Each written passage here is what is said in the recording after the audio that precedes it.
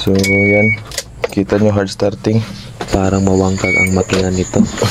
Ito sa part na to, tinusok-tusok lang natin dito kung mayroong supply. So fast forward tayo, nakita natin dito maraming putol na wire. Nag-try din tayo sa injector kung okay pa ba. Kita natin na okay ang lahat, maganda naman ang bigayan.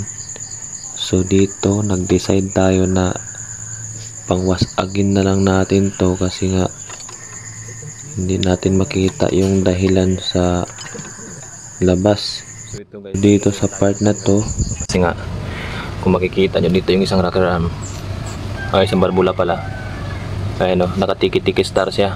So tangkad sarap, makikita natin dyan yan.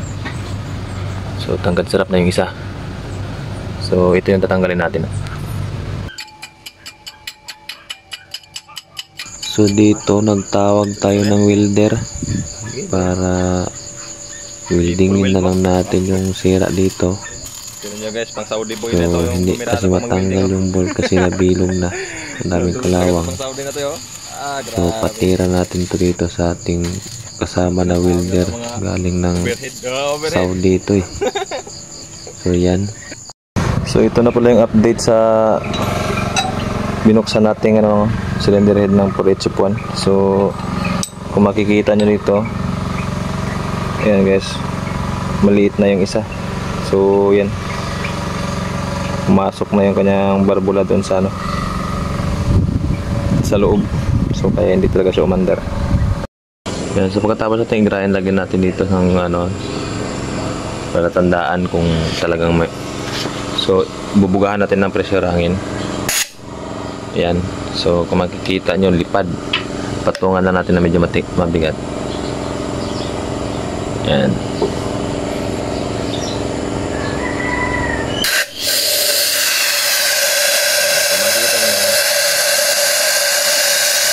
So wala namang bula dyan sa gilid ng barbula.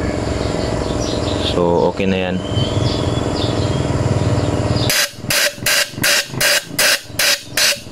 So walang bula and good siya. So ipipinishing na natin para mas maganda yung lapat.